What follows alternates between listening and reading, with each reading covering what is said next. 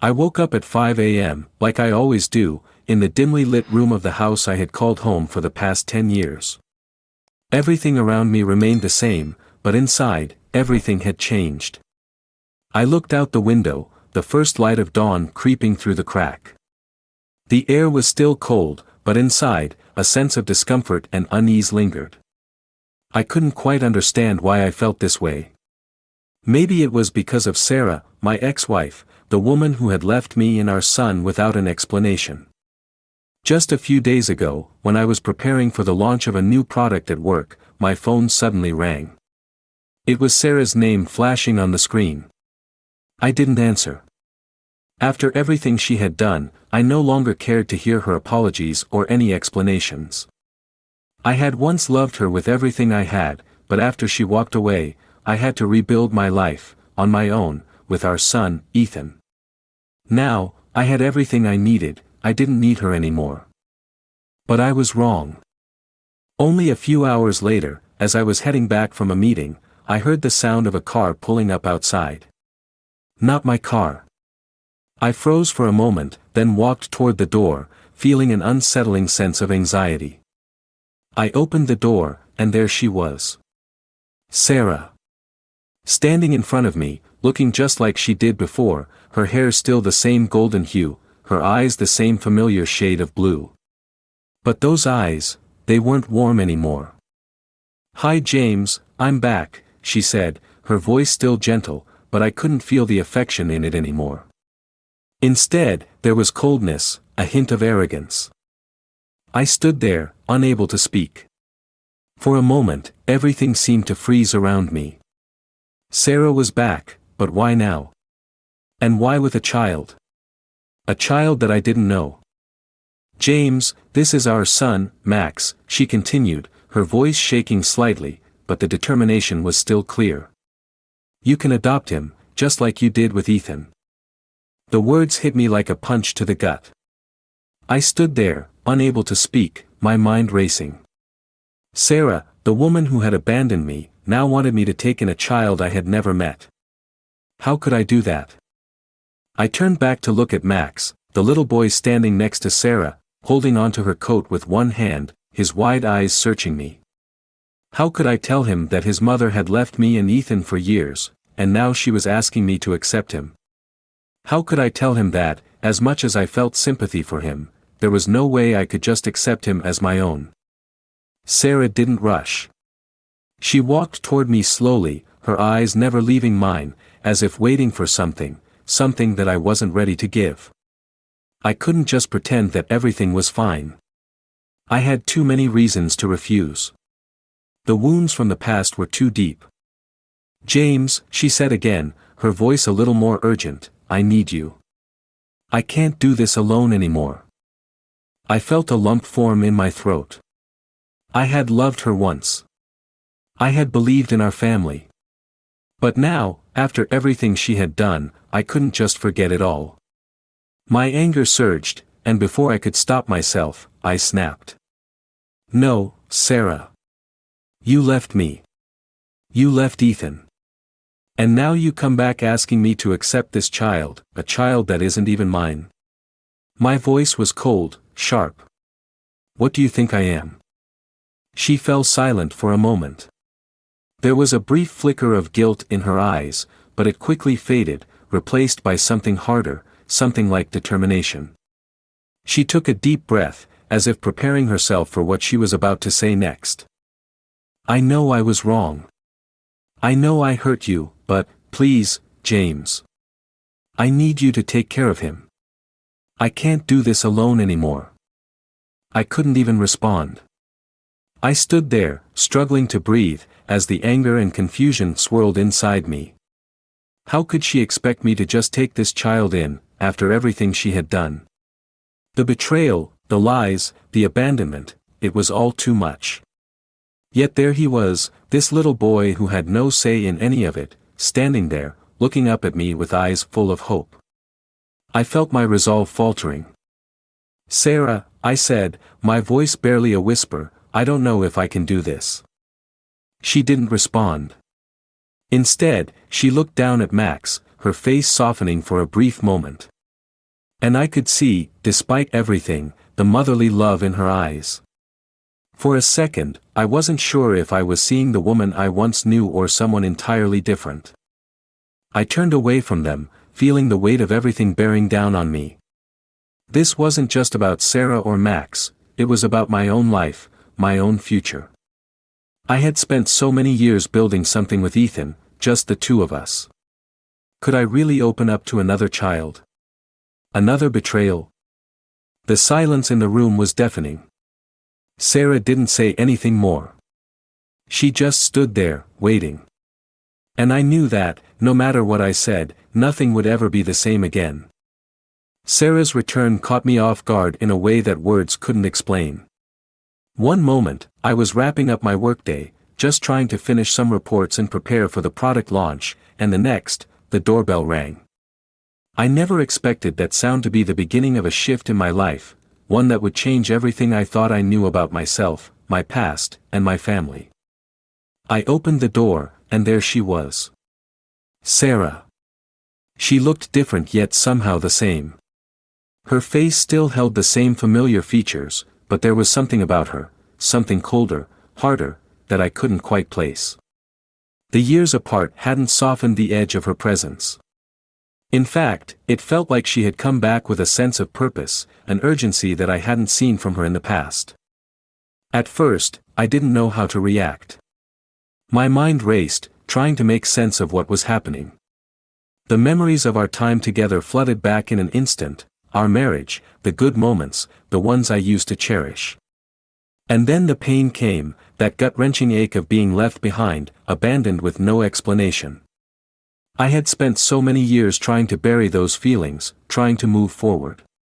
But now, in front of me, stood the woman who had walked out on me, and it felt like everything I'd worked so hard to overcome was crashing down all at once. "James," she said softly, her voice a strange mix of nostalgia and nervousness. "I'm back." I stood frozen, not knowing what to say. Part of me wanted to yell, to scream at her for the hurt she had caused, for disappearing without a trace. But the other part of me, the part that still, for reasons I couldn't explain, loved her, was conflicted, wanting to hear the words that would explain everything, the reason for her sudden disappearance. But she didn't offer any explanation right away. Instead, she just stood there, looking at me with those eyes I once thought I understood but now seemed so foreign. There was a coldness to them now, a distance that hadn't been there before. And then, without missing a beat, she introduced me to the child she was holding. "This is Max," Sarah said, her voice trembling slightly. He's our son." The words hit me like a slap. Our son. I stared at the child in her arms, the little boy looking up at me with those wide, innocent eyes. A wave of disbelief washed over me. Sarah had been gone for so long, and now, out of nowhere, she was introducing me to a child who I didn't know, who I had no connection to. Was this some sort of joke? Or was she serious? "Sarah," I managed to say, my voice thick with emotion, "what are you talking about? What do you mean, our son? I didn't even know you had another child." She seemed to hesitate for a moment, her gaze shifting downward, but she quickly composed herself. "I know this is sudden, James," she said, her voice growing steadier, "but this is Max. He's mine, but he's also yours. I need you to help me with him. I can't do this alone." I felt like the world was spinning around me. Sarah, the woman who had left me with nothing but a vague letter and a sense of betrayal, was now standing here, asking me to take responsibility for a child that wasn't even mine. My heart raced, and I felt my hands trembling. How could she ask me this? After everything? After all the pain, the years of silence, of unanswered questions? Max, still in her arms, stared at me with curiosity, his little hands reaching out as if he was searching for some kind of connection, some sign that he would be welcomed into this strange, unfamiliar place. My mind raced even faster now. This wasn't just about Sarah anymore.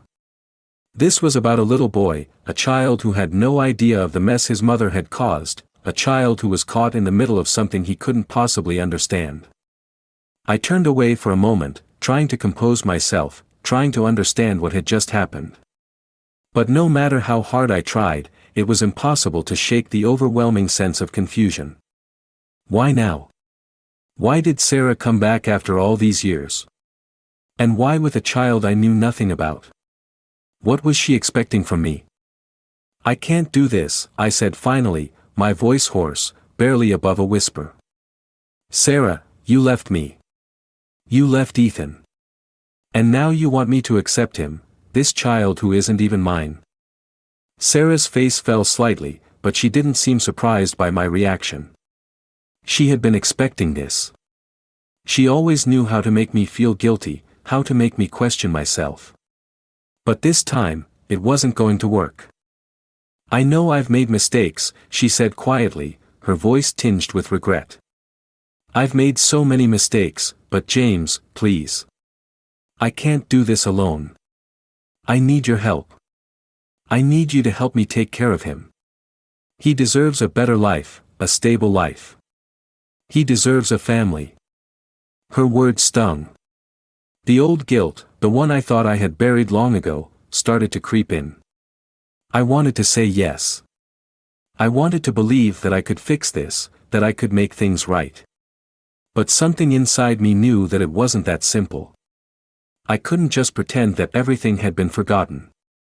The years of pain, of unanswered questions, of betrayal, those things didn't just disappear because she showed up at my door with a child. I'm sorry, I said, my voice firm this time. I can't do this. You made your choices, Sarah. And I've made mine. She didn't say anything more. She just looked at me, her face a mixture of disappointment and something I couldn't quite place. She turned to leave, but before she stepped out the door, she looked back one last time. I'll be around, James, she said softly, her voice barely audible. But I can't do this without you. And with that, she was gone. The door clicked shut behind her, leaving me standing there, feeling a weight in my chest that I couldn't quite explain. Max remained, sitting quietly in the corner, looking up at me with those same wide, innocent eyes. What did I just do? What had just happened? And then it hit me. No matter what I felt, no matter how conflicted I was, I couldn't just walk away. Max was here, and he needed something from me. And maybe, just maybe, I needed something from him too. The whole night passed in silence, my mind whirling in a constant storm of thoughts. I had just made a huge decision, one that could change everything. Max, a child I didn't know, was now a part of my life. But could I really do this? Could I care for him, love him as a father should? The doubts gnawed at me, but a sense of inevitability kept pushing me forward. As the first light of the morning crept in, I sat up in bed, staring out the window. The rain from the night before had left everything wet, and the sun now bathed the world in a golden glow. I took a deep breath, but it did little to ease the heaviness in my chest. The questions in my mind kept swirling. Was this the right thing to do? How would this affect Ethan? How would this affect my life? Max had already woken up and was standing by the door, looking at me with those big, innocent eyes. He didn't speak, just watched me, waiting for some kind of sign. I forced a smile and stood up, trying to push aside the doubts swirling inside me. Do you want breakfast, Max? I asked, my voice a little hoarse, but I made sure to keep it light. Max nodded, and for the first time since his arrival, I saw a tiny smile play on his lips. He didn't say a word, but the simple act of him agreeing made me feel a little lighter, as if the storm inside me was beginning to calm down, just a little. I went into the kitchen and prepared a simple breakfast. Becky was still asleep, after staying up late talking to me, reassuring me, calming my fears. I couldn't even begin to explain how much I appreciated her support. She had been my rock these past few days, always there, never pushing me too hard, but always ready to help when I needed it. When I returned with breakfast, Max was sitting at the table, still silent but watching me with wide, expectant eyes. I set the plates down and sat across from him. The quiet felt strange, but somehow comforting. I knew this wasn't going to be easy, that there was no quick fix for the confusion I was feeling. But in that moment, I made a silent vow to myself that I wouldn't let Max down. Becky finally stirred and walked into the kitchen, offering a soft smile as she stretched. She knew exactly how I was feeling without me having to say a word. She sat down beside me, her presence a steady calmness in the whirlwind of my thoughts. "You're doing great, James," she said softly, her voice full of warmth. I didn't respond right away, my thoughts too tangled to form a coherent answer. But when I looked at her, I saw nothing but understanding in her eyes. Becky had always been there for me, not just as a friend but as someone who genuinely cared, someone who saw the best in me even when I couldn't see it myself. I realized that, for the first time in a long while, I wasn't facing this alone. I had someone who was willing to help me, to go through this with me. Max finished his breakfast in silence, his eyes still watching me. I could feel the weight of his gaze, as though he was waiting for something, some sign that he belonged here, that he was welcome. I wasn't sure how to give him that, but I knew I had to try. I couldn't just pretend that everything would magically work out. This was going to take time, a lot of time, but I had to start somewhere. Becky turned to Max and smiled warmly, making an effort to make him feel comfortable. "So, Max, what do you like to do for fun?" she asked gently, trying to break the silence. Max blinked a few times, processing the question, then hesitantly replied, "I like drawing." "Drawing?" I asked, surprised by the answer. It wasn't what I expected, but there was something in his voice, a sense of longing to connect, to share something with us. "Yeah," Max said, his eyes lighting up a little. "I like to draw pictures of what I wish things were like." I felt a pang in my chest. Max, this little boy who barely knew us, was already trying to connect with us through his art. It was heartbreaking, and yet, it was also the first real step toward building a relationship with him. I knew this wasn't going to be easy, that there would be ups and downs, but in that moment, I felt a small flicker of hope. "Well," I said, trying to muster a smile, "maybe you can show me some of your drawings later. I'd like to see them." Max smiled shyly, and I could tell he was relieved, even if just a little. I turned to Becky, who gave me an encouraging nod. She was right. We were doing this.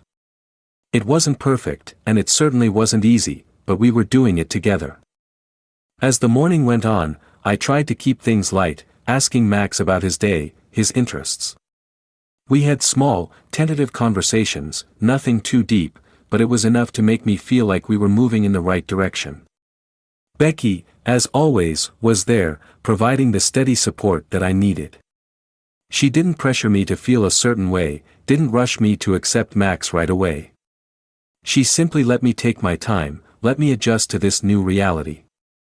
That night, as I sat alone in the living room, reflecting on the day, I couldn't help but feel a strange sense of peace settle over me.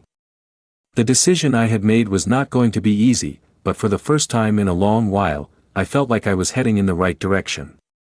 Max needed me, and in some way, I realized that I needed him too. Not just because he was Sarah's son, but because he was a child, an innocent soul who deserved a chance at a better life, just like Ethan did. I knew there would be more challenges ahead. I knew that accepting Max into my life would take time, that there would be moments of doubt, of confusion, and maybe even anger. But for now, as I sat in that quiet house, I allowed myself to believe that, somehow, everything would be okay. I wasn't alone. I had Becky, and I had Max. And that was enough to make me believe in the possibility of a new beginning. The entire room felt suffocating, silent except for the occasional tick of the clock on the wall. I sat there, completely still, my thoughts spiraling in every direction. Everything had just been turned upside down in an instant. Max, the child I didn't know, was now part of my life. But was I ready for this? Was I capable of loving him as a father should? Doubts gnawed at me, and I felt my grip on everything slipping away. I looked up at Max again. He was still sitting there, his wide eyes quietly studying me, silently waiting for something, anything, that might signal I was ready to accept him. A part of me wanted to reassure him, but I didn't know how. I couldn't even reassure myself. Max seemed so innocent, so unaware of the complicated mess he had walked into. And yet, his presence, his quiet innocence, was a painful reminder of everything that had gone wrong. I had spent so many years building a life with Ethan, just the two of us, and now everything felt uncertain. I turned away from Max, pushing back the emotions rising in me. I had to make a decision. I knew that. But how? How could I possibly take in a child who wasn't even mine, whose mother had left me and my son in the dust? How could I forget the years of pain, the anger, and the feeling of betrayal that had never truly gone away? Just then, the sound of the front door creaking open broke through my thoughts. I looked up, startled, to see Becky standing in the doorway, looking at me with a soft, understanding gaze. She had been up late the night before, comforting me, offering support. She always seemed to know exactly what I needed, even if I didn't say a word. "James," Becky said quietly, stepping into the room and sitting down beside me. "You're doing the right thing." I didn't respond right away. I was still wrestling with the storm of emotions inside me. But when I glanced at her, I saw nothing but compassion in her eyes. She didn't push me. She never did. Becky just stood by, giving me the space I needed, allowing me to figure things out at my own pace. But in that moment, I realized that no matter how hard this was, no matter how uncertain I felt, I wasn't facing it alone. She placed her hand on mine, giving it a gentle squeeze. "Max needs you. And you're here for him. That's what matters," she whispered. I closed my eyes, trying to steady my breath. The weight of her words sank in slowly. She was right. Max wasn't just a reminder of my past mistakes. He was a child who needed something I had to offer, a chance at a family, a chance at love. He had no responsibility for what had happened, and I couldn't let my resentment of Sarah spill over into this. I had to let go of the past if I wanted to move forward. I turned to Becky, feeling a sense of relief wash over me. "I don't know if I can do this," I admitted, my voice strained. "I'm so scared that I'll make things worse for him, for Ethan, for everyone." Becky smiled softly, her eyes filled with quiet confidence. "You're scared because you care. And that's a good thing. But this is a new chapter, James. And you're not alone in it." Her words were like a light breaking through the fog in my mind. I had spent so much time focusing on my fears, on the what-ifs, that I had forgotten about what truly mattered. Max was here, and he needed me. Ethan was here, and he needed me. I wasn't the same person I had been when Sarah left me. I had grown. I had learned. I glanced over at Max, still sitting in the corner, his eyes flicking between me and Becky, his hands nervously fidgeting in his lap. I could feel the weight of his gaze on me, the silent hope that hung in the air. It wasn't just about me anymore. It was about him, too. I stood up, walking over to Max. He looked up at me, unsure of what to expect. I crouched down to his level, trying to make my voice sound steady. "Max," I began, my throat tight, "I don't know exactly what this means for us yet, but I want you to know that I'm here for you. We're in this together. And I'll do my best. I can't promise it will be easy, but I'm going to try. You deserve that." Max looked at me for a moment, then his face softened. Slowly, he nodded, a small, tentative smile tugging at his lips. It wasn't much, but it was enough. Enough to make me believe that maybe, just maybe, we could make this work. I reached out and ruffled his hair gently, and for the first time since he had walked into my life, I felt a flicker of warmth. I didn't know what the future held, but I wasn't afraid anymore. At least, not as much. Becky joined me, standing behind me with a reassuring hand on my shoulder. Together, we were taking the first step into an unknown future. And I had a sense, deep down, that it wasn't going to be perfect. There would be challenges, there would be moments of doubt. But I had to keep moving forward. For Max. For Ethan. And for me. The night fell quietly around us. The uncertainty remained, but it didn't feel as suffocating now. We were together, and somehow, that was enough. I wasn't facing this alone anymore. And for the first time in a long time, I felt like I was finally starting to heal. That night, I couldn't sleep. My mind was a whirlwind of thoughts, each one spinning faster than the next. I had made a huge decision, one that could change everything, everything I thought I knew about myself, my past, and my family.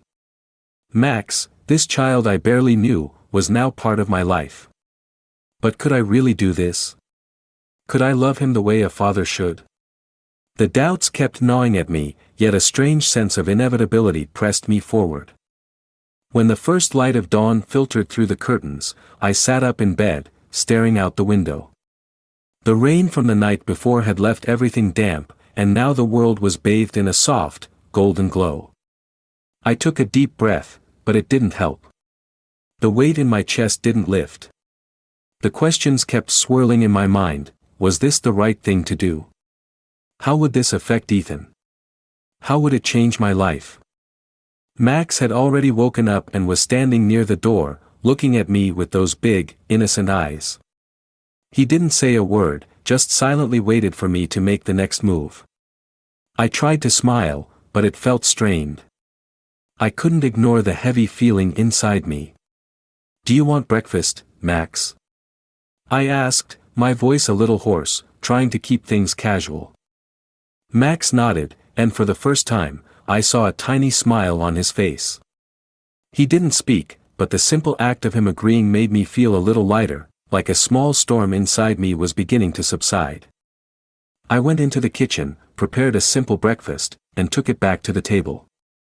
Becky was still asleep, after staying up late talking with me, offering reassurance, calming my fears. I couldn't begin to explain how much I appreciated her support.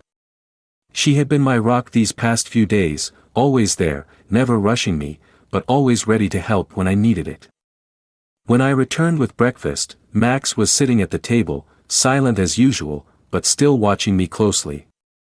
I set the plates down and sat across from him. The quiet was strange, but somehow comforting. I knew that this wasn't going to be easy, that there was no quick fix for the confusion I was feeling. But in that moment, I made a silent vow to myself: I wasn't going to let Max down.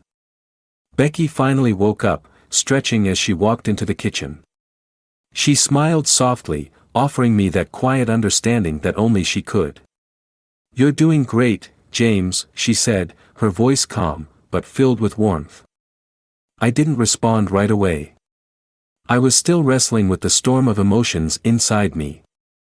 But when I glanced at Becky, I saw nothing but compassion in her eyes. She didn't push me. She didn't tell me what I should be feeling. She simply stood by, giving me space to figure things out on my own. But in that moment, I realized that no matter how difficult this was, I wasn't facing it alone. She placed her hand on mine, giving it a gentle squeeze. "Max needs you. And you're here for him. That's what matters," she whispered. Her words sank into me like a soft wave, the weight in my chest lifting, just a little. She was right. Max wasn't a mistake. He was a child who needed love, who needed something I could offer, a family. He wasn't to blame for the mistakes of the past, and I couldn't let my anger at Sarah spill over into this. I had to let go of the past if I was going to move forward. I turned to Becky, feeling a sense of relief wash over me. "I don't know if I can do this," I admitted, my voice strained. "I'm so scared that I'll make things worse, for him, for Ethan, for everyone." Becky smiled softly, her eyes filled with quiet confidence. "You're scared because you care. And that's a good thing. But this is a new chapter, James. And you're not alone in it. Her words were like a lighthouse guiding me through the storm. I had spent so much time focusing on the what-ifs, on the uncertainty, that I had forgotten what truly mattered. Max was here, and he needed me. Ethan was here, and he needed me. I wasn't the same person I was when Sarah left me. I had grown. I had learned. I glanced back at Max, who was still sitting at the table, his eyes flicking between me and Becky. He seemed quiet, almost waiting for something, some kind of signal from me that he would be welcomed. I wasn't sure how to give him that, but I knew I had to try. I couldn't just turn my back on him.